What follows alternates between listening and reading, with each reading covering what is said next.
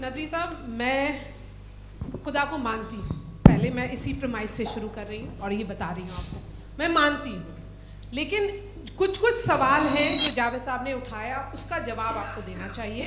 पहला सवाल ये कि गज़ा में सालों से छोटे बच्चे मर रहे हैं, वो उनको अगर खुदा मर्सीफुल है, हम मानते हैं कि अल्लाह ताला में बहुत ताकत है, तो वो बच्चे क्यों मर रहे हैं? दूसरी बात ये कि अगर कंटिजेंसी की जो आप बात करते हैं, पूरे मुस्लिम ममालिक मिल करके भी उन गज़ा के बच्चों को क्यों नहीं बचा पा रहे हैं? क्योंकि अगर वो चाहते, क्योंकि अल्लाह ताला उन पर हुकूमत करते हैं, सब पर हुकूमत करते हैं, तो वो उनको क्यों नहीं बचा? जी, थैंक यू वेरी मच। बहुत अच्छा किया आपने इस चीज़ को जिक्र कर दिया, मैं इसको और अच्छे से एक्सप्लेन करने की कोशिश करता हूँ। देखें, जहाँ तक आपने कहा कि गज़ा के बच्चों को मारा जा रहा है, देखिए दो वर्ल्ड व्यू है, एक एथीस्टिक वर्ल्ड व्यू, एक थीस्टिक वर्ल्ड व्यू है। बच्चे मर रहे हैं दोनों वर्ल्ड व्यू में, लेकिन हमारा वर्ल्ड व्यू कह रहा है कि रिकॉम्पेंस है, ये कह रहे हैं कि उनका मरना बेकार जाने वाला है, कोई उसका रिकॉम्पेंस नहीं है, चूंकि इनके यहाँ आखिरत और अल्लाह का कोई तसव्वुर या गॉड का कोई तसव्वुर नहीं है। आपने ये सवाल किया कि गॉड मर्सीफुल है, क्यों नहीं रोकता? ये मैंने बताया कि ये मिसकंसेप्शन है लोगों के दरमियान कि गॉड को सिर्फ मर्सीफुल और ओमनीपोटेंट समझते हैं। गॉड के सिर्फ यही दो एट्रीब्यूट्स नहीं हैं, गॉड के कई सारे एट्रीब्यूट्स हैं, उनमें से अल हकीम भी है, उनमें से ऑल वाइज भी है, ऑल नोइंग भी है। लिहाजा अगर इस दुनिया में किसी को तकलीफ आ रही है और गॉड उसको नहीं रोक रहा है, वो इसलिए नहीं रोक रहा है चूंकि इंसानों को फ्री विल दिया गया है। ठीक इसी तरीके से अगर एक डॉक्टर किसी छोटे बच्चे को इंजेक्शन लगा रहा है, उसे तकलीफ पहुंच रही है, उसके लिमिटेड पर्सपेक्टिव के एतबार से यह गलत हो रहा है और डॉक्टर बुरा है। लेकिन जब आप ब्रॉडर पिक्चर को देखेंगी, आपके और हमारे पास सिर्फ एक पिक्सल है, हमें इतना नजर आ रहा है कि गज़ा में कत्ल हो रहा है, लेकिन इसके पीछे कितना रिकॉम्पेंस उनको मिलने वाला है, पूरा पिक्चर गॉड के पास है। तो एक पिक्सल से आप पूरे पिक्चर को कभी भी जज नहीं कर सकती। आप इसमें कुछ जोड़ना चाहेंगे? आपको कुछ बोलना है इसमें? भैया आपने बहुत अच्छा जस्टिफिकेशन दिया, या आप वो जो वहाँ के प्राइम मिनिस्टर इजराइल के उन्हें भेजिए, वो बहुत खुश होंगे। आप जस्टिफिकेशन दे देना कि अगर गॉड नहीं है तो बच्चे क्यों मर रहे हैं, आप बताएं। वो ये सवाल पूछ रहे हैं कि अगर आप ईश्वर का अस्तित्व नहीं मानते हैं तो उन बच्चों की मौत को आप कैसे इंटरप्रेट करते हैं? भाई ये दुनिया जो है, जो ताकतवर लोग होते हैं वो एक नाइंसाफ़ी करते हैं। तो ये अच्छा काम है आपके नज़दीक, तो नेचर नाइंसाफ़ी पे मबनी है। अरे मेरे भाई, आप नेचर की कहाँ बात कर रहे हैं, तो इंसान की बात। तो फिर जब मैं इंसान की बात कर रहा था, आप नेचर की बात करने लग गए। क्रॉस एग्जामिनेशन नहीं। हाँ, अब आप मुझे बोलने नहीं देंगे तो अलग बात है, आप बोलिए, मुझे कोई जल्दी नहीं। जी नहीं, ये क्रॉस एग्जामिनेशन बोल तो लेने दीजिए। जी बोलिए। क्या बात ये है कि ह्यूमन सोसाइटी तभी साथ में रह सकती है जब वो मोहब्बत से, एकता से, एक दूसरे के एहतराम करके रहे। इसके अलावा पॉसिबल नहीं है, अकेले तो इंसान रह नहीं सकता। वहाँ पर कुछ लोग हैं जो फाउल करते हैं, वो फाउल हमेशा से तारीख में होता आया है। आज ये हो रहा है, जो हो रहा है बहुत बुरा हो रहा है, बहुत जालिमाना है, बहुत जाबराना है। उसको आप कहें कि ये बच्चों को कॉम्पनसेशन मिल जाएगा या इसकी इंजेक्शन है, इंजेक्शन तो हेल्थ के लिए दिया जाता है। आप ये कह रहे हैं कि ये बच्चों की जो धज्जियां उड़ रही हैं ये इंजेक्शन है, ये टेस्ट है, ये टेस्ट है, और उस टेस्ट में उनको ऐसा रिकॉम्पेंस मिलेगा जो आपके तसव्वुर के बाहर है। ये आप 3 बरस के बच्चे को बारूद से उड़ा के टेस्ट ले रहे हैं? वाह, वो नहीं ले रहा है, खुदा नहीं उड़ा रहा है, इजराइल उड़ा रहा है। जी, ये तो उसको कंडेम करें। अगला सवाल लेते हैं प्रोफेसर पुरुषोत्तम अग्रवाल। मुफ्ती साहब, एक निवेदन आपसे है कि कम से कम थोड़ा सा माइक क्लोज एक रिलीजियस और फिलॉसफिकल कर मैं प्लीज। एक रिलीजियस और फिलॉसफिकल ट्रेडिशन है जो ब्रह्मांड को यानी यूनिवर्स को ही अंतिम मानती है। सर्वम खलु इदम ब्रह्मम, this is Chandogya Upanishad, and it completely rules out the existence और नेसेसिटी, आपके शब्दों में necessity of a creator. The creation itself is the creator. तो एक मिनट प्लीज। दूसरा जो सवाल आपने अभी, जो आप बार बार कह रहे हैं कि भगवान विद्वान भी है, वाइज, सब जानने वाला, तो अगर विजडम में दुनिया भर के पापों और अत्याचारों को बर्दाश्त करना शामिल है, तो फिर इसका मतलब ये हुआ कि अगर मैं फ्री विल से उसको अपोज करता हूं तो ईश्वर की विजडम और मेरी फ्री विल में कॉन्ट्राडिक्शन है। Because when I am opposing whatever is happening in Gaza, then I am opposing the God's will और गॉड्स विजडम। जवाब लेते हैं क्योंकि तो गॉड की विजडम, एक मिनट सर प्लीज सर। ये एक जुमला, गॉड की विजडम है कि गाजा में जो कुछ हो रहा है वो हो रहा है, मैं उसका अपोज कर रहा हूं, तो मैं गॉड की विजडम के खिलाफ जा रहा हूं। एक सवाल। दूसरा ये नहीं आपने दो ऑलरेडी। सर आप और सवाल कर लें, लेकिन मुझे दो जवाब दे सर, दें। पहले आपने ये कहा, सुनिए मेरी बात सुनिए। भाई इजराइल के गॉड के मुताबिक तुम्हारा ठीक हो रहा है ना? नहीं हो रहा है, ठीक नहीं हो रहा है। मैं बता रहा हूँ क्या हो रहा है, आप तशरीफ रखें, मैं बता रहा हूँ क्या हो रहा है। Let me complete please. एक सेकंड गाइस, एक सेकंड। ये देखिए ऐसा है कि ये सब बड़ा आपस में विचार विमर्श के बाद ये तय हुआ था कि कुछ नियम बना लिए जाएं ताकि एक टाइम बाउंड बातचीत चले। और भाई साहब आप बड़ा जरूरी काम कर रहे हैं, लेकिन कैमरे के फ्रेम में आके उस काम को गड़बड़ कर दे रहे हैं। ठीक है गुरु, अब मेरे को कहीं का गुस्सा कहीं निकालना था, सॉरी। नहीं कोई गुस्सा नहीं है जी। तो प्रोफेसर ने सवाल पूछे, आप उनके जवाब दें, और थोड़ा ये सब लोग थोड़ा ख्याल रखें भाई, सवाल संक्षिप्त रखें जी। आपने दो सवाल किए। सबसे पहला ये कहा कि हमारे पास ये कॉन्सेप्ट है कि ये यूनिवर्स खुद नेसेसरी बीइंग है, creation itself is the creator. How irrational is this कि मैं एग्जिस्ट करूंगा बाद में, लेकिन अभी एग्जिस्ट कर भी रहा हूं, यानी एक ही टाइम में एग्जिस्ट भी कर रहे हैं, नहीं भी कर रहे हैं। This is not true. दूसरी चीज आपने कहा कि अगर इजराइल में, सॉरी माफ कीजिएगा, Israel doesn't exist, occupied Palestine में अगर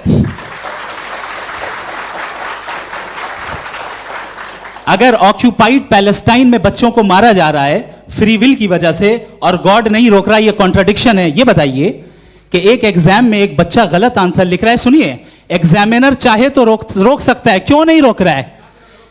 ये कॉन्ट्रडिक्शन है, ये कॉन्ट्रडिक्शन नहीं है। माइक नहीं सर, ये आपस में जी, ये क्या आपका सवाल?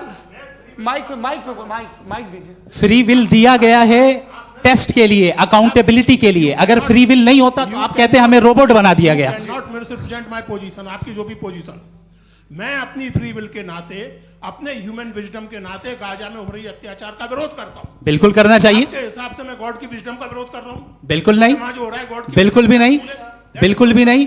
उसका वहां पर गाजा में कत्ल होना ये इंसानों के गलत इस्तेमाल का नतीजा है, फ्री विल के इस्तेमाल का नतीजा है। गॉड इसका हुक्म नहीं देता, उससे रोकता है। यही तो मसला है ना, आपके लिए कॉन्सेप्ट क्लियर? नहीं भाई, आपने तो बताया था इंजेक्शन लगाने से बच्चे को तकलीफ होती है, ये इंजेक्शन लगा। सर आप ऐसे रेटोरिक स्टेटमेंट दें तब तो कोई मसला नहीं, समझते रहेंगे। This is a rhetoric statement, this is not a logical argument sir. I am sorry, I am sorry. आखिरी 30 मिनट बड़े मुश्किल होने वाले हैं जी। मुफ्ती साहब आगे बैठे हैं, इनको माइक दीजिए। हाँ तरुण, माइक आप अपने पास रखिए, आपको कैमरे का फ्रेम पता है जी। सबसे पहले दोनों को मुबारकबाद। एक सर अपना आप नाम बता दें। आप अमेरिका में शिकागो में रहते हैं, इतना मुझे याद है। बताया आपको, यासिर नदीम अलवाजदी मेरा नाम है। जावेद सर आपसे एक क्वेश्चन है इन्फिनिट रिग्रेस के ताल्लुक से। एक हाइपोथेटिकल सिनेरियो है, मसलन अगर आप सर माइक थोड़ा सा प्लीज क्लोज रखिए जी। अगर आप शायर इसलिए हैं कि आपके कोई उस्ताद शायर थे, और वो इसलिए शायर थे कि उनके कोई उस्ताद शायर थे, और इसी तरीके से हम माजी में पीछे चलते चलते चले जाएं और कहीं ना रुके, तो माफ कीजिएगा आप कभी शायर नहीं हो सकते। लेकिन आप शायर हैं, आपका शायर एग्जिस्ट करता है, इसका मतलब ये है कि आप कहीं ना कहीं रुके हैं। तो मेरा सवाल ये है कि क्या आप इन्फिनिट रिग्रेस ऑफ कॉजेस को लॉजिकल फैलेसी मानते हैं या नहीं मानते? हाँ या ना? मैं इन्हें लॉजिकल फैलेसी नहीं मानता हूँ, लेकिन मेरा प्रॉब्लम यह है कि जब मैं नहीं मानता हूँ तो I will continue with this logic जो फैलेसी नहीं हो। आप एक जगह रुक जाते हैं जाके, आप कहते हैं ये गेंद कैसे बनी, ये जजीरा कैसे बना, ये समंदर कैसे बना, ये ज़मीन कैसे बनी, और अचानक गॉड पे जाके आपको ब्रेक लग जाता है। एक बार आप सवाल नहीं करते कि भाई इनको बनाने वाला तो इनसे भी कॉम्प्लिकेटेड होगा, वो कैसे बना, उसके बारे में आपने इत्मीनान कर लिया, वो हमेशा से है। तो अगर आप उसे हमेशा से मानते हैं तो फिर ये मान लीजिए कि कायनात हमेशा से, क्या तकलीफ? फिर हम वजूद में नहीं आते जी है। हम मौजूद नहीं। अच्छा सर क्यों नहीं होता? मैं बताऊंगा प्लीज। जैसे मैंने मिसाल दी आपके शेर, आपका शेर कभी वजूद में ना आता अगर शायर इसी तरह चलते रहते हमेशा जी। माइक मेरे ख्याल से एक सेकंड। इन्फिनिट रिग्रेस का कॉन्सेप्ट क्लियर नहीं हो पाया, ऐसे रहने दें, लेट्स मूव ऑन सर। ठीक है। हाँ थोड़ा सा मॉडरेटर का भी ख्याल रखें। नहीं आपने तो रखा है, आपने रखा है। यहाँ पे गौहर रजा साहब हैं, वो भी एक सवाल पूछना चाहते हैं। माइक यार नीचे से ऑन कर दिए नीचे। पहले तो ये कह दूं कि मैं उन बच्चों से शर्मिंदा हूँ जिनको गज़ा में कत्ल किया गया,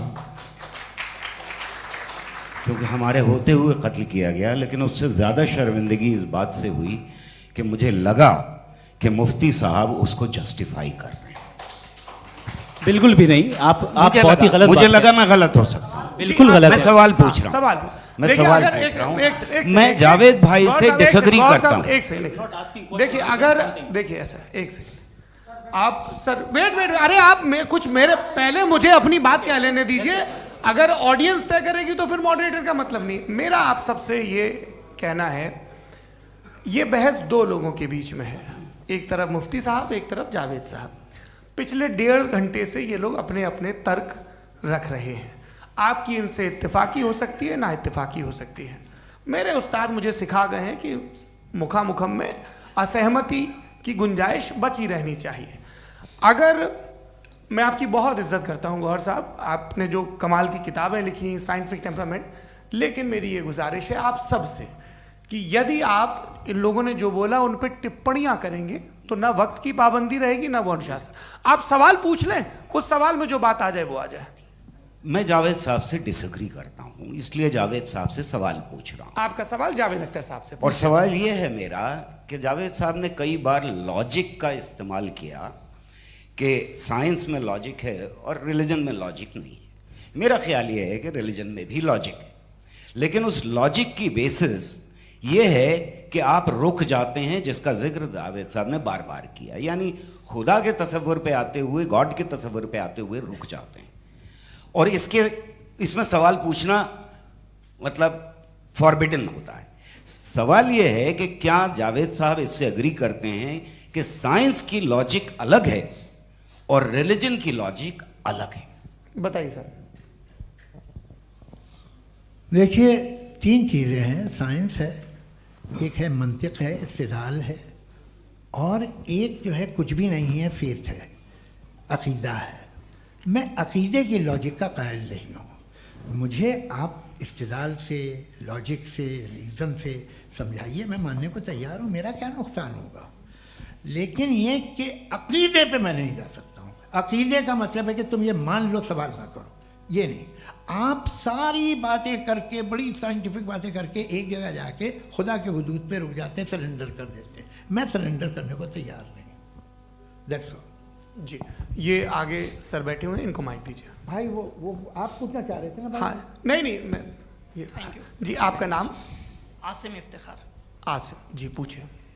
सर, जावेद सर से सवाल है कि आपने अपने क्लोजिंग माइक थोड़ा करीब रखिए। अपने क्लोजिंग स्टेटमेंट में ये बात कही थी कि मज़हब का जो फ्यूचर है वो ज़्यादा दिन नहीं जाने वाला है। लेकिन मैं देख पा रहा हूँ कि जो ऑक्सफोर्ड यूनिवर्सिटी की एक स्टडी है 2011 में हुई है, जिसके 50 एकेडमिशियंस ने इसको अंजाम दिया था, उसमें वो ये कहते हैं कि जो फेथ इन गॉड है वो इनबिल्ट है ह्यूमन नेचर के अंदर, जिसको हम कहते हैं फितरत के अंदर शामिल है वो। और वो ये कहते हैं कि अगर कोई ये समझता है कि मज़हब को वो ख़त्म कर देगा तो ये उसकी गलत फहमी है। तो आप इसके बारे में, इस स्टडीज़ के बारे में क्या कहते हैं? ठीक है। मैं उनसे एग्री नहीं करता हूँ। वो कौन से प्रोफेसर होंगे? ऐसा इनके क्या पास डेटा है, इन्होंने डेटा के बेस होगा। डेटा क्या हो सकता है? फ्यूचर का डेटा तो नहीं हो सकता ना उनके पास। प्रेजेंट का डेटा हो सकता है। डेटा आपने सुना 100 साल पहले का बाद का डेटा? मैंने तो नहीं सुना आज तक। तो आज उनकी ये राय है और होगी राय, ठीक है। दुनिया में तरह तरह की राय है लोग, लेकिन मैं समझता हूँ कि वक्त के साथ इंसान ज़्यादा से ज़्यादा रीज़नेबल और लॉजिकल होता जा रहा है। आज आप देखिए वेस्टर्न यूरोप में क्या परसेंटेज है नॉन बिलीवर्स की, बहुत हाई। वहाँ चर्च खाली पड़े होते हैं। तो अल्टीमेटली तो इंसान कोई ऐसी बात बहुत अरसे तक नहीं मान सकेगा, चाहे गलत या सही, जो उसे, उसके दिमाग को, उसके जहन को, उसकी लॉजिक को अपील न करे। वो कह रहे हैं तो ऑक्सफोर्ड के होंगे तो कैम्ब्रिज के होंगे, तो मुझे क्या लेना देना। उनका डेटा मुस्तकबिल का नहीं हो सकता है। जी। दीपक, हाँ पूछिए। मैं आऊँगा अभी, पीछे की साइड भी आऊँगा, माइक वहीं भेजूंगा 2-3 साल के लिए। जी जावेद साहब, आपसे सवाल है। नमस्ते। अरे भाई सर, अगर आप ही लोग तय करना है तो फिर 200 लोग तय कर लें। ये एक साहब पूछ नहीं रहे सर, हैं। Please don't do this sir. Everybody has a right sir, but we can only take Okay. Selected questions. No sir अरे ये भाई, यंग लोग भी आराम हैं से। तो इनकी ये एक अब उतने बात यंग, सुनिए। भाई आप यंग हैं कि नहीं हैं? एक मिनट, वो कह रहे हैं वो भी आइए, यंग हैं पूछ रहे ना साहब, भाई। आप उनकी नौजवानी पर दावा उनको ही करने थे। हाँ मुफ्ती साहब आप यंग, हाँ पूछे। अरे भैया सर मेरा सवाल ये है, कुछ इनसे भी तो पूछो। जी नहीं बस आपसे एक सवाल है। जैसे थीस्टों के पास अपने जो ईश्वर को मानते हैं उनके पास अपने सोशल गेट टुगेदर्स हैं, 5 रोज़ आज क्रिसमस आने वाला है, होली है, दिवाली है, ईद है। एथिस्ट क्या ऑफर कर रहे हैं? मतलब मैं इनकी दुकान से बोलूं मैं आना चाहता हूं उस तरफ, पर मैं अट्रैक्ट नहीं हो पा रहा हूं। मैं सोशल गेट टुगेदर्स क्या है आपके पास? वो ये कह रहे हैं कि जो धार्मिक लोग हैं, अलग अलग धर्म के लोग, उनके उत्सव त्योहार कॉन्ग्रीगेशन बड़ी बहुत बात। हैं। अब आपको मैं एक सुनाता हूँ, यहाँ हिस्टोरियन भी बैठे हैं। मृदुला जी आप बताइएगा सही है कि नहीं। ये एक कॉन्स्टेंटाइन एक ग्रीक रोमन बादशाह था जो क्रिश्चियनिटी आने के 400 साल बाद उसने डिसाइड किया कि मैं क्रिश्चियन हो जाऊंगा, मेरी पूरी स्टेट कैंसिल हो जाएगी। उस ज़माने में ऐसे ही होता था, राजा जो धर्म इख्तियार करता था वो जनता भी कर लेती थी, इसलिए कि वो हो गया था बैंकक्रप्ट। और उसे जो मेडिटेरियन कोस्ट के रिच क्रिश्चियन वो थे मर्चेंट, उससे पैसा चाहिए था। तो उसने कहा यार क्रिश्चियन हो जाओ। तो उसने अपने वजीर से कहा कि भाई ये हिस्ट्री है कि अब हम लोग क्रिश्चियन हो जाते हैं। पहले सर हो जाएंगे, कोई प्रॉब्लम नहीं है, लेकिन एक प्रॉब्लम ये है कि 17 दिसंबर से 25 दिसंबर तक जो पेगन फेस्टिवल होता, जो पेगन जो फेस्टिवल होता है वो बंद हो जाएगा, इसलिए कि हम क्रिश्चियन हो गए तो होगा नहीं। तो वो बच्चों को बहुत बुरा लगेगा, पब्लिक को बहुत इन्जॉय करते हैं, खासतौर से 25 को मेन डे। उसने कहा हाँ ये तो सही कह रहे हो, ये जीसस क्राइस्ट की पैदाइश कब थी? कहते साहब वो अप्रैल में थी। नहीं कट करो, वो 25 दिसंबर को है। यह हकीकत है जी। और 400 साल बाद क्रिश्चियनिटी के अप्रैल से दिसंबर ले आए, और इसलिए कि यहाँ पेगन फेस्टिवल होता था। अब मनाते हैं आप आराम से। ये जो सारे फेस्टिवल हैं ये रिलीजन से, हर एक को एक इंटरटेनमेंट डिपार्टमेंट चाहिए होता है अपनी कंपनी चलाने के लिए। तो ये रिलीजन ने, ये सेकुलर त्यौहार थे जिन्हें रिलीजन्स ने ले लिया है। ये मौसम के थे, फसलों के थे, किसानों के थे, उसको आपने लेकर रिलीजियस रंग दे दिया। ये कोई रिलीजन से थोड़ी आए आप। अच्छा हमें देखिए, हम तो मुल्द हैं, हम ईद मनाते हैं, हम दिवाली मनाते हैं, हम होली मनाते हैं, हम क्रिसमस मनाते हैं। बम्बई की फिल्म इंडस्ट्री की सबसे बड़ी होली हमारे घर में होती है, सबसे बड़ी ईद हमारे घर में होती है। वो हमारे सोशल वो है, हमारा हेरिटेज है। ऐसा थोड़ी है कि we will throw the baby along with the water. ये तो अच्छी चीज़ है, इन्हें रखो, जो बेकार है फेंक दो। जी हाँ हेलो जी, मेरा सवाल नादवी जी से है। जैसा कि आपने बोला कि गॉड टाइम के भी परे हैं और गॉड इतनी कॉम्प्लेक्स चीज़ है कि उसे ह्यूमन माइंड समझ नहीं सकता, और गॉड ने अर्थ पे फ्री विल भी दे दी है, तो आप अपना वक्त ज़ाया क्यों कर रहे हैं गॉड के बारे में बात करके? अपन को तो बात करनी चाहिए कि सोसाइटी को बेहतर कैसे करें। जी मैं गॉड वही बताता है सोसाइटी को कैसे बेहतर करे। अभी मैं आपका जवाब देता हूँ।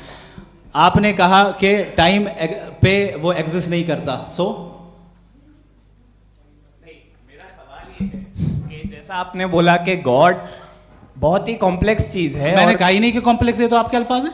कॉम्प्लेक्स का लफ्ज गॉड के लिए सुइटेबल नहीं है। क्यों? क्योंकि कॉम्प्लेक्स वो चीजें होती हैं जो ऑब्जेक्ट हो। God is not an object जिसको आप इंस्ट्रूमेंट के जरिए लेबोरेटरी में जाके टेस्ट करें, oh it's very complex. No, वो कोई कार का इंजन नहीं है। वो फिलोसॉफिकली नेसेसरी बीइंग ऐसी बीइंग है जो सिंपल बीइंग है। हाँ, आप उसको मुकम्मल तौर पे उसकी तमाम हिकमतों को जान ले और हर चीज को जान ले, ये पॉसिबल नहीं है, क्योंकि वो ऑल वाइज है, आप ऑल वाइज नहीं है, और वो खुदा है, वो आपको सारी चीजें बता दे, ये जरूरी नहीं। मेरा सवाल ये नहीं था, मेरा सवाल ये था कि जब गॉड इतना परे है इस दुनिया से कि उसने अर्थ पे फ्री विल भी दी है, हम सब ह्यूमंस की फ्री विल है, और जो सोसाइटी में हो रहा है वो अपन लोग डिसाइड करेंगे, तो अपन लोग डिसाइड नहीं करेंगे ना, अपन लोग डिसाइड नहीं करेंगे। गॉड जो है, गॉड ने वो उसकी जात, उसकी एग्जिस्टेंस टाइम एंड स्पेस से परे है, लेकिन वो हमारा टेस्ट ले रहा है और उसी गॉड ने हमें बताया कि तुम्हें क्या करना है क्या नहीं करना है, तो जाहिर है उस गॉड की बात सुनेंगे ना हम। जी, वो पीछे एक चश्मा लगाया जो मैम खड़ी हैं, उनको दीजिए। हाँ आप जी जी बिल्कुल आएंगे। देखिए मैं कोशिश कर रहा हूँ सब तरफ जाने की। हाँ उनको दीजिए माइक। जी हेलो सर, मैं ओमनी प्रेजेंट नहीं हूँ, टाइम पाबंद हूं और जहां तक कोशिश कर सकता हूं करूंगा। जी, अपना नाम बताइए। मेरा नाम उर्सुला है, मैं दिल्ली यूनिवर्सिटी की एक स्टूडेंट हूँ और मैं स्टूडेंट फेडरेशन ऑफ इंडिया से हूँ।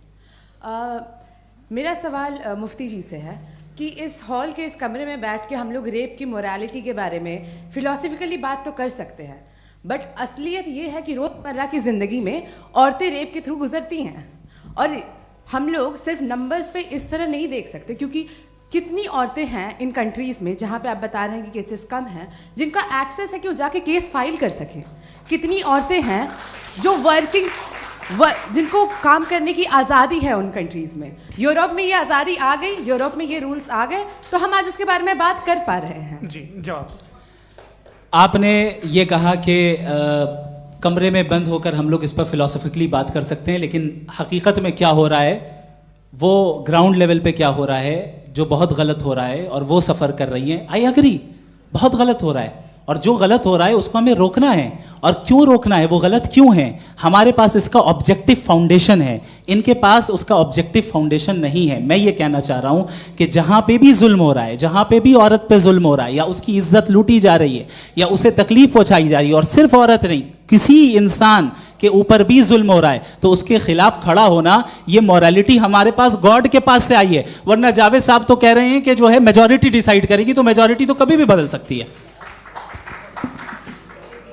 क्या आप हाँ। ये थोड़ी सी आपको गलतफहमी है। मैं अगर मेरे जुमले से ये मदनस निकला या मैंने कहा, तो ये जुमला मैं वापस लेता हूँ। ये मेरा मतलब ही नहीं था कि मेजॉरिटी डिसाइड करेगी। मेजॉरिटी डिसाइड करे तो दुनिया में बड़ी, वैसे आपने कहा था ये जुमला। अच्छा, हो सकता है, मैं मान रहा हूँ, बाद में रिकैप कर लेंगे। अरे एक सेकंड, मैं अपनी एक्सप्लेनेशन दे रहा हूँ। मुनासिब बात यह है कि हम सब के सब दिल में जानते हैं कि क्या अच्छा है क्या बुरा है, हमें पता है अच्छी तरह से। जो लोग बुरे काम करते हैं उन्हें भी मालूम अच्छा क्या है। यही तो सवाल था हजरत कि फिर ये मोरालिटी आई कहाँ से? Cross examination. हाँ जी, हाँ। मोरालिटी साथ रहने की डिजायर से आई है। यानी साथ रहकर जो कुछ कह दे, जो कुछ कर दे, वो हो जाएगा? नहीं नहीं, तो आप कायदे से रह ही कर सकते हैं जब तक लोगों में मोरालिटी हो, वरना क्यास हो जाएगा। ये आपको कैसे पता? जी, हमने देखा ना, जहाँ मोरालिटी का क्यास हो गया, हम देखते हैं। कहाँ पे देखते भाई? तो दुनिया में। आप जो कह रहे हैं, आप कहीं पे अगर गलत हो रहा है तो उसको आप गलत देखिए। आप एपिस्टेमोलॉजी की बात कर रहे हैं, मैं ऑन्टोलॉजी की बात कर रहा हूँ। मैं इस बहस फाउंडेशन के बाद क्या आप दोनों लोगों को चाय पे फाउंडेशन होस्ट करूंगा, वहां पे क्रॉस एग्जामिनेशन कर लीजिएगा। अभी ऑडियंस का हक मार रहे हैं आप लोग भाई। सर, जस्ट लोग हैं आप लोग। और ये भाई ये हाँ, उधर आएंगे, जी सर आएंगे। अच्छा सर, मेरा नाम लईकुर रहमान है और मैं अलीगढ़ मुस्लिम यूनिवर्सिटी का स्टूडेंट हूँ। और जहाँ तक मुझे पता है कि sir you are also product of Aligarh Muslim University. मैं भी उसी चमन का बुलबुल। हाँ सर, तो बड़ी खुशी हुई मुझे जान करके कि मैं आपसे मिलूंगा। सवाल सर, मेरा सवाल यह है, सर सैयद अलैहि रहमा का नज़रिया यह था कि खुदा के वजूद को अक़ल के दायरे में रह कर के तलाश करना, न कि पूरी तौर से उसका इनकार कर देना। Sir, how will you define it? नहीं, तो ये तो आप इन्हें बताइए। ये सवाल आपसे खुदा का वजूद साबित कर रहे हैं। तो सर, आपने इनकार कर रखा है, इस वजह से मेरा क्वेश्चन उन्होंने यही एक सेकंड, सर सैयद ने यही कहा ना कि अक्ल से आप खुदा के वजूद को साबित नहीं कर सकते, यही कहा ना भाई। वो उन्होंने कहा कर सकते हैं और वो कर दिया गया आज। वो फोन दो। तलाश करना या साबित करना अक्ल से नहीं हो सकता। अरे सवाल तो सुन लीजिए जी। अक्ल से नहीं हो सकता है, यही कहा ना आपने। अक्ल से हो सकता है। अरे वो यही कह रहे हैं भाई, आप बता रहे हो सकता है, वो तो कुछ और। आप अगर सर देखो नौजवान फोन ले लो, वो इतनी कमाल की यूनिवर्सिटी है। अरे भाई दे दो जरा, एक मिनट दे दो भाई, मेरी बात सुनो। माइक पे बोलो ताकि जो लाखों लोग देख रहे हैं। माइक दे दो ना। अरे देंगे ना माइक, तुम ठहरो तो। हाँ सर, मेरा सवाल ये था कि सर सैयद अलैहि रहमा का एक नज़रिया था अपना कि खुदा का जो वजूद है उसको अक़ल के दायरे में रह करके तलाश करना है, न कि पूरे तौर से इनकार कर देना है। ये उनका कॉन्सेप्ट था। लेकिन मेरा सवाल ये है कि आप इसको कैसे डिफाइन करते हैं, एक्सप्लेन कैसे करेंगे? मैं आपसे जानना चाहता हूँ, क्योंकि you are the product of Aligarh Muslim University. मुझे अक़ल के दायरे में रखे मैंने बहुत तलाश की, मुझे मिला नहीं। हाँ, ये इधर वो चश्मा लगाए जो, हाँ उनको दे दीजिए। जी जी फटाफट पूछिए, बस 5 मिनट है, 5 मिनट में खत्म हो रहा है। हाँ अस्सलाम वालेकुम मुफ्ती साहब। एंड मेरा सवाल जावेद अख्तर साहब से। क्या नाम है आपका? अरे भैया सब मुझे पूछ रहे हो। फैज पूछिए फैज साहब। तो मेरा सवाल ये है कि अभी जो एथियस्ट है वो problem of evil argument use कर रहे हैं अगेंस्ट मुस्लिम्स, राइट? कि इस दुनिया में इतना सारा इविल है और अगेंस्ट मुस्लिम तो यहाँ अगेंस्ट थियस्ट। हाँ थोड़ा सा करेक्ट कर लीजिए भाई। पूरी मशक्कत इसी बात की थी कि किसी एक मजहब पे बात न टिके। जी, तो बेसिकली ये आर्ग्यूमेंट ऐसा है कि इस दुनिया में इतना ज़्यादा ईवल एग्जिस्ट करता है और अगर एक ऑल गुड गॉड है तो वो रोकता क्यों नहीं है? लेकिन इस सवाल में एक हिडन अजम्पशन ये है कि इस दुनिया में ईवल एग्जिस्ट करता है। अब एथियस्ट ये कैसे ऑन्टोलॉजिकली प्रूव कर सकते हैं कि इस दुनिया में ईवल एग्जिस्ट करता है? मैं आपको बताता हूँ, थोड़ा सा समझा। नहीं सर हम लोग इनको सुनिए। नहीं please don't do that. I want to explain ontologically. नहीं हम समझ गए सर, इनको अब जवाब देने दीजिए। अच्छा सवाल पूछ लो। मैं अभी तक क्या था वो मैं थोड़ा सा ऐड ऑन कर लेता हूँ। तुम गुरु, तो हम जब इसका राउंड 13 करेंगे ना तब तुमको स्टेज पे बिठाएंगे। जी तो हाँ जल्दी से। तो देखिए एथियज्म के हिसाब से सब कुछ रैंडमली बन गया है, सब कुछ एटम्स और मॉलिक्यूल्स है। एक पत्थर में और मुझ में सिर्फ इतना फर्क है कि हम लोग एटम्स और मॉलिक्यूल्स का अलग अलग रीअरेंजमेंट है। अब एक पत्थर को कोई इंसान तलवार से 2 टुकड़ों में काट दे या मुझे, according to atheism it is same. There is no evil and good according to atheism. जी अच्छा फैज साहब का सवाल ये है कि हाँ कोशिश भी करते तो इससे गलत सवाल नहीं कर पाते। एक लाइफ फॉर्म है और लाइफ फॉर्म में फीलिंग्स हैं, मतलब लाइफ फॉर्म सुनता है, देखता है, टेस्ट कर सकता है, फील कर सकता है। तो उसकी ये जो क्वालिटी इस बबल में आ गई हैं वो जानवर में भी है, इंसान में भी है। तो जाहिर है कि उसे कोई तकलीफ पहुंचेगी, तो चूंकि उसके पास वो सेंसिटिविटी है तो मैं करेगा। पत्थर में वो सेंसिटिविटी नहीं है। तो ये क्या सवाल हुआ कि अगर पत्थर को काटा तो पत्थर को तकलीफ नहीं होती, तो आपको काटे तो आपको क्यों तकलीफ हो? बैठ जाइए। जी हाँ अगला सवाल। हाँ पूछे जी जावेद अख्तर साहब। अरे भैया सब आप लोग मुफ्ती साहब को छोड़ रहे हैं, मेरे ही पीछे पड़े हैं क्या? फिर चलो बोलो भाई। You asked how God can exist when children die in Gaza. हाँ? You asked how God can exist when children die in Gaza, and you also mentioned the rise of atheism in Europe. But the same events also are leading many atheists and non-believers to turn towards faith. How do you interpret this contradiction, where suffering pushes some away from God, yet brings others closer to belief? देखिए आपको एक बात बताऊं, दुनिया perfect तो कहीं भी नहीं है, हर जगह कुछ खामियां हैं। बेटा एक मिनट, मैं आप ही को कहेंगे, देखो वो तो कुछ खामियां, कमज़ोरियां, खराबियां सब जगह है। लेकिन अगर देखोगे ईमानदारी से कि दुनिया सबसे ज़्यादा महज़ब कहाँ है, एक आम शहरी को कहाँ हुकूक हासिल हैं, वो बोल सकता है, अपनी मर्ज़ी से काम कर सकता है, अपनी मर्ज़ी से राय दे सकता है, हुकूमत के ख़िलाफ़ बोल सकता है, बरसरे इक़्तिदार लोगों के बारे में बोल सकता है, सरमायादारों के ख़िलाफ़ बोल सकता है। तो आपको ये स्कैंडिनेवियन कंट्रीज़ में मिलेगा, वेस्टर्न यूरोप में मिलेगा। मैं नहीं कह रहा वो परफेक्ट है, बिल्कुल नहीं, वहाँ बहुत ख़राबियाँ भी हैं, परफेक्ट तो कोई नहीं। लेकिन जिन जिन मुल्कों में, लैटिन अमेरिका देखो, गल्फ़ देखो, वहाँ पर आपको ये ज़रूर है कि रेप नहीं होते होंगे। रेप की ज़रूरत क्या है भाई? उसको तो ख़रीद लो, घर में रखो, सड़क पर रेप करने की क्या ज़रूरत है? मगर सुनिए, मगर हकीकत ये है कि वहाँ शख्सी आज़ादी राय देने की, बोलने की नहीं है। जी ये एक आखिरी सवाल मुफ्ती साहब से। हाँ मैम, इनको माइक दीजिए। शुक्रिया। मेरा नाम मनीषा है, मैं हरियाणा से आई हूँ। मैं मुफ्ती साहब से एक बात पूछना चाहती हूँ। आप बार बार जावेद साहब को कॉन्ट्राडिक्ट तो कर रहे हैं कि आपने ये कहा, लेकिन आप भी अजम्पशंस के बेसिस पे बात कर रहे हैं। आपने खुदा के होने का कौन सा प्रूफ पेश किया है, खुदा की एग्जिस्टेंस का? अब इस सवाल को अलग रहने दीजिए, कौन एथीस्ट है कौन नहीं है। और दूसरी बात जो आपने एक छोटी सी कही थी कि ये फ्री विल का इस्तेमाल करता है इंसान अपनी, लेकिन उस फ्री विल का इस्तेमाल में मतलब खुदा ने ये दे दी सबको ये इजाज़त कि वो कितना घिनौनापन और कितने ज़्यादा ख़राब से ख़राब तरीके इस्तेमाल कर सकते हैं। जवाब सुनते जी। आप फ्री विल को मानती है ना, या अब कहती है कि फ्री विल नहीं है ना? मानती है ना? तो अब आपके पास इसका कोई एक्सप्लेनेशन नहीं है कि अगर एक इंसान उस फ्री विल का इस्तेमाल करके गलत काम कर रहा है और बच के अच्छी ज़िंदगी गुजार के निकल जा रहा है, उसका कोई रिकम्पेंस नहीं है। हमारे वर्ल्ड व्यू में जो इंसान गलत काम कर रहा है उसको भी रिकॉम्पेंस यानी उसका बुरा बदला मिलना है, और जो सही काम कर रहा है उसको सही बदला मिलना है। लिहाजा जो फ्री विल है वो इस तरीके से है कि एक लिमिटेड टाइम तक खुदा ने मोहलत दी है। ऐसा नहीं कि छूट दे दी, जो करना है करते रहो हमेशा। वक्त आएगा जब एग्जाम का टाइम खत्म होगा तब रिजल्ट आएगा, दौराने एग्जाम जबरदस्ती आपको नहीं बताया जाएगा। अरे भाई एक सेकंड, जी, एक सवाल मुफ्ती साहब से मेरा, मुफ्ती साहब से जी, एक सवाल। हाँ, मैं भी- हाँ, हाँ, मुफ्ती हाँ, साहब, मैम, एक please, एक don't, रुक जाइए, आपसे फोन, आप इसके बाद पूछ आपसे लीजिएगा, माइक यहीं छिन रहेंगे वो, चुका। हाँ, बोलिए। मैं मुफ्ती मैम, साहब एक एक ही सेकंड। सवाल करता हूँ कि अगर जो हो रहा है फ्री विल से हो रहा है और एक दिन बरोज़ क़यामत इंसाफ होगा मैशर में वगैरह वगैरह, तो दुआ क्यों मांगते हैं लोग? दुआ मांगते हैं इसके मतलब है अभी भी उसने ये डिपार्टमेंट रखा है कि मैं रोज़मर्रा की ज़िंदगी में इंटरफेयर बिल्कुल कर बिल्कुल सकता हूं। He can. तो तुम कैन हो, तुम मुझे नौकरी दिला देते हो, मेरे बेटे को ग्रीन कार्ड दिला देते हो, और 45,000 बच्चे मरते उन्हें रोकते नहीं हो।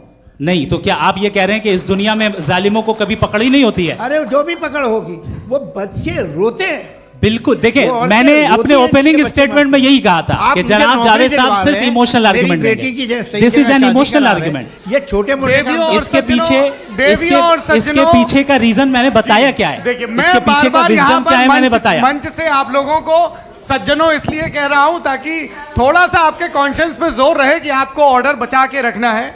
वक्त तय हुआ था, ये वक्त पूरा हुआ, आपने इतने धैर्यपूर्वक सुना, मैं आप सबका बहुत बहुत शुक्रगुजार हूं। यदि इन दोनों विद्वानों की इच्छा होगी तो कभी हम इस बातचीत का राउंड 2, राउंड 3, यही तो देखिए खूबी है इंसान की कि बहस मुबाहसे में वो पड़ा रहता है। आप लोगों ने बड़े धैर्य का परिचय दिया, बहुत बहुत शुक्रिया। इसी के साथ ये बातचीत यहाँ पे आप समाप्त लोग को होती है। मैं एक बात बता दूं, ये सारी बहस हो गई, अब मुफ्ती साहब और बड़े मुफ्ती साहब इन साथ के साथ मैं खाना खाने वाला हूँ।